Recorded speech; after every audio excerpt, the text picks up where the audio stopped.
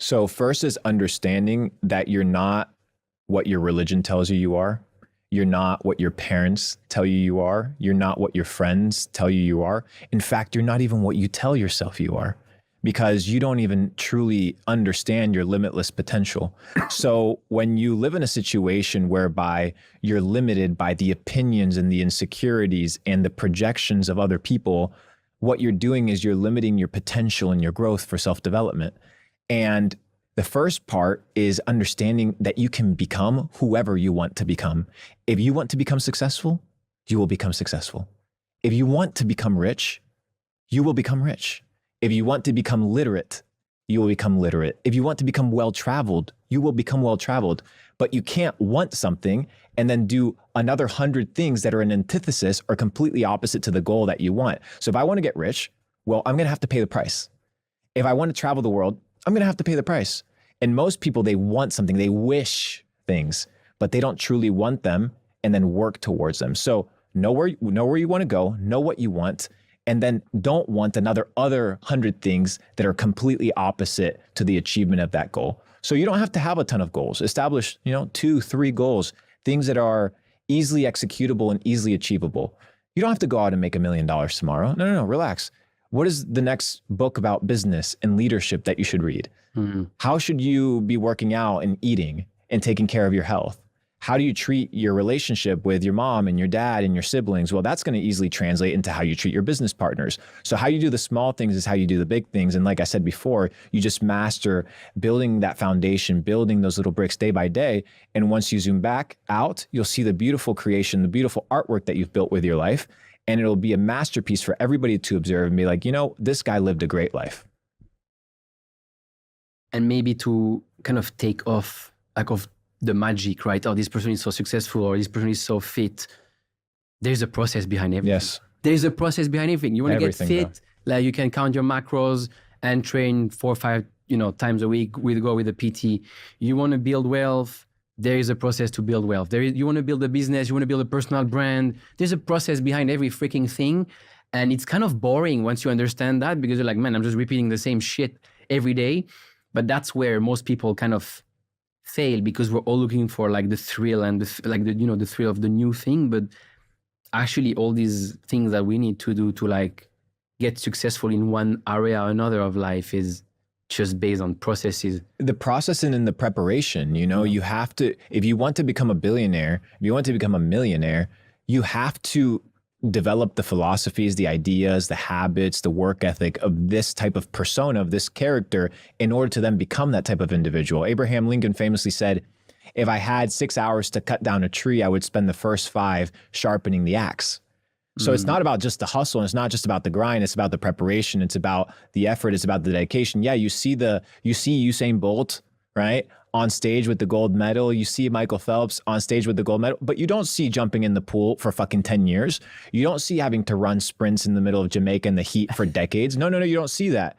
But it's easy to criticize, the people sitting in the red carpet or standing on the red carpet from the motherfucking carpet of your own home when you have really nothing to do or you haven't accomplished anything. So it's understanding that it's a process, understand that there's a lot of sacrifice, brother, involved in becoming somebody great. And it's going to require literally your life force energy to materialize these dreams into reality. It's really interesting that we talk about that, because I wrote a bunch of things around that. Public rewards versus private practice. So I think it's today or 2 days ago, there was Tony Robbins on a podcast called My First Million Podcast, which we all know. And he talked about the concept of it's what you do in the dark that puts you in the light. And then he gives the example. You gave some example. He gives the example of Stephen Curry, 500 shots a day, 3,500 shots a week, 180,000 shots a year, 2.7 million shots in 15 years of practice. Out of 16,000 game shots with 3,500 makes, he's one of the best of all time. Less than 0.1% of his shots are seen in a game. Can you give some personal examples that show that success all comes down to obsession, sacrifices, practicing day in and day out, being consistent, patient, and persistent? Yes, I would probably attribute it at the beginning of my career. I would say e-commerce, building an e-commerce business has taught me foundational skills that then translate into everything else that you do. So people say, well, I'm going to go do one job like sales, or I'm going to go do e-commerce, or I'm going to go build a digital marketing agency, or I'm going to build a data analytics company. But what are the skills that you're learning? No, you're not just building a data analytics company. You're learning how to become a CEO. You're learning how to become a leader. You're learning how to become a well-polished individual. You're learning how to balance a checkbook. You're learning how to balance emotions. You're learning how to balance your employees' emotions. So what e-commerce taught me was a few foundational skills. One is that marketing and distribution are more important than the product. So if you have a great product, but nobody sees it, you're fucked. It doesn't matter what business you're in. It doesn't matter if you're in crypto. It doesn't matter if you're in finance. If nobody knows what you have to sell, nobody's going to see it. So one of the essential skills that I learned is I need to learn how to garner, manage, and distribute my product. Number one. Number two, sales, right? Absolutely. If you want to make money, you have to sell. You have to sell. Now, in order to make money and sell, there's 3 areas that you need to master.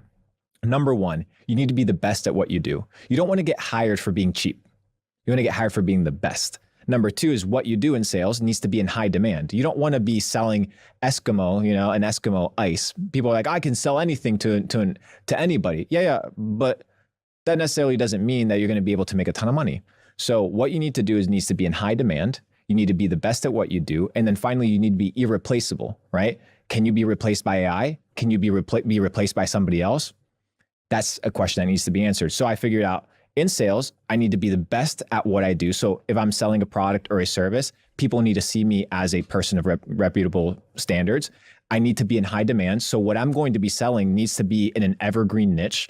We saw so many, hype niches or themes come up in crypto over the last couple of years, all sorts of shit, but they were just fads, right? It wasn't sustainable because it wasn't in high demand. And then finally, you need to be, like I said, the best at what you do in high demand, and you need to be irreplaceable. So can somebody replace you?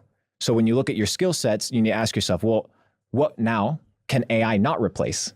So what are you building today that AI can't replace? I was telling recently another podcast host, I had the privilege to ask a couple questions to one of the co-founders of OpenAI many years ago before I launched Capital Club.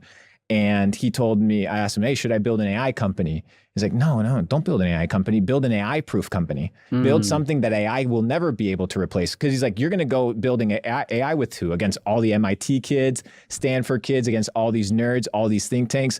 So you're going to have a very hard time. But if you can establish a moat as to what is something that AI cannot replace, like self-development, community, personal growth, then you have the ability to sell in a way that AI can't replace. So marketing, distribution, and sales are the 2 kind of beacons and pillars that I've established as essential necessities for winning in business. And on the top of that, authenticity. For sure, bro. Because a lot of people think that being good at sales is being good at bullshitting, right? The thing is, if you do that, you'll get people for the first round, but they'll never come back. And you're going to ruin your reputation. What I tell people, just to follow that, is if you sell something to somebody that they don't need, you're not a good salesman. You're a con artist. So when you sell, you need to sell ethically, and you need to sell understanding that you're there to serve people. Absolutely. Basically, how can I provide you as much value as possible? And that's my problem. Not ask for anything. Because you make the assumption that, but the smart people, they'll understand, like, oh man, you're giving me something, I'll give you something back, right? It's all about providing so much value and doing it in a just, I'm not asking you for anything. Like, ideally, you're in a position where you don't even need, you're like, oh, this is all bonus, right? And again, I mean, I don't want to talk about Naval too much, but he's talking about using authenticity to escape competition. He's saying basically, if you use authenticity, you're never going to have anyone that you're competing with, because no one can compete with yourself, right? I agree. I mean, most people compete instead of creating, but that's because most people don't want to become the best version of themselves. They want to become what they perceive as a better version than themselves, which is what they see in somebody else be or what somebody else posts to be, when you have the same capabilities, you have the same potential, you just have to work for it extremely, extremely hard. And what I like about the internet is that the internet doesn't take bullshit, right? So now as the creator economy begins to develop, and as people spend time online, things become more transparent. So people will be able to identify authenticity, they'll be able to identify truth, and then they'll be able to identify bullshitters. Probably blockchain will help in that, because you have all these AI. For sure. Because one of the key problem now is like AI. We don't even realize, most of us, but we're in 2024, there is US elections this year. And there was, I think it was Raoul Pal saying, during the US elections, you're going to have crazy arguments with your neighbors, your family members, people you love, just because of AI piece of contents that crazy, that are going to be targeted at you to make you go crazy, right? And one thing where blockchain can really help is to prove whether all these piece of contents are actually true or not. The only issue with that, bro, is when you start playing with the humanization and the digitalization of personal identities. So it's like, oh, well, now we need to make sure that whoever's on Instagram or whoever's on Twitter is actually a real human. So now you have to submit your ID. And that's where shit gets kind of crazy. But I look forward to this future, bro. It's going to be fucking wild, because now you don't even know who's commenting. For all you know, Zuckerberg's got all these motherfucking profiles running 24/7, just blasting comments to cause engagement, cause triggers, and for all you know, it's just a troll farm. Yeah. It's wild. Absolutely. And it's happening. It's happening. I mean, it happens all the time. I think there was an intelligence company out of Israel called Project Judas, and they had 30,000 Twitter accounts, and they would kind of control narratives through those Twitter accounts. And they're not real people. It's just a couple individuals. Now with AI, it's going to be super powered. And I agree with you, bro. It's going to fucking break a lot of people's minds, bro. It's going to be crazy, dude. Fuck. I didn't even take that into perspective for the election, bro. It's going to be crazy. It's going to be wild. It was already, Trump won like thanks to data and social media, but it was not like advanced AI like that. So now it's going to be this, but on steroids. Wow, bro. So we talk about how much you need sacrifices, patience, consistency, persistence to make it, right? When you're starting to build a company. The problem is millennials and Gen Z, they're impatient as fuck. Because we live in a world where we have everything at our fingertips, right? Coffee, food, dates, porn. Anything we want just at the click of a button. But the really good things in life, a career, a relationship, a business, good health, wealth, they all come from daily compounding, right? Of small actions. What's your message to our impatient generation today if they want to be truly successful tomorrow? Be impatient towards the good things.